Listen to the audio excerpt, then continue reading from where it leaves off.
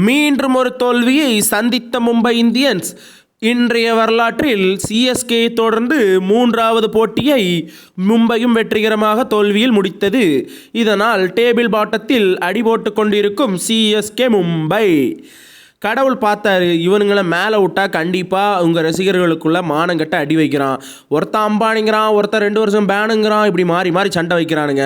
ஒரு வருஷம் இவங்க 2 பேர்த்தையும் பாயிண்ட் டேபிளில் லாஸ்ட் போட்டு பார்ப்போம், 2 பேரும் ஒத்துமையாக இருக்கட்டு. இப்போ அதுக்கு மாதிரி தான் மீம்ஸுகளும் வந்துட்டு இருக்குது. பாசம் வைக்க நேசம் வைக்க தோழன் உண்டு வாழ வைக்க அவனை தவிர உறவுக்காரன் வேற யாரும் இல்லை.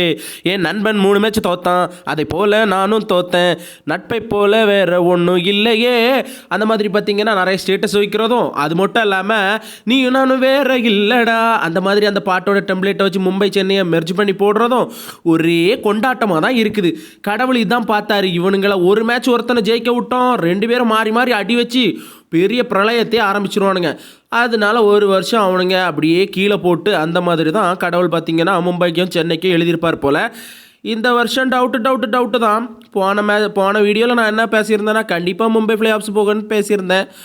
ஆனால் இப்போ இருக்கக்கூடிய நிலைமை பார்த்தா 2 டீமுமே டவுட்டில் தான் இருக்குது.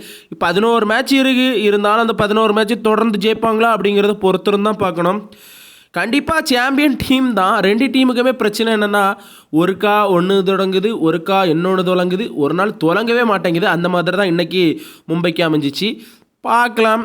அடுத்த மேட்ச் பார்த்திங்கன்னா நம்ம சிஎஸ்கேக்கு நம்ம பச்சை குழந்தை எஸ்ஆர்ஹெச் கூடல அந்த மேட்ச்சில் ஜெயிச்சாங்கன்னா சிஎஸ்கே மேலே போயிடுவாங்க. அதுக்கப்புறம் நமக்கு ஆர்சிபி கூடால மேட்ச்சு. சும்மா இருக்க டீமே நம்மளால் ஜெயிக்க முடியல, ஃபார்மில் இருக்கக்கூடிய ஆர்சிபியை ஜெயிக்க முடியுமான்னு தெரில. இதில் என்ன ஒரு சோகம்னா, ஐபிஎல் வரலாற்றிலே இது வரைக்கும் மும்பை இந்தியன்ஸ் பார்த்திங்கன்னா 125 மேட்ச் ஜெயிச்சிருக்காங்க. சென்னை சூப்பர் கிங்ஸ் பார்த்திங்கன்னா 117 மேட்ச் ஜெயிச்சிருக்காங்க. இந்த 2 டீம் தான் டாப் 2ல் இருக்காங்க. இப்படிப்பட்ட டீம் பார்த்திங்கன்னா தொடர் தோல்வியை சந்திச்சுட்டு வர்றது ரசிகர்கள் மத்தியில் மிகப்பெரிய அதிருப்தியை ஏற்படுத்தியிருக்குன்னு தான் சொல்லணும். இதை பற்றி உங்களோட கருத்தை மறக்காம கீழே கமெண்ட் பண்ணுங்கள் மக்களே. நன்றி, வணக்கம்.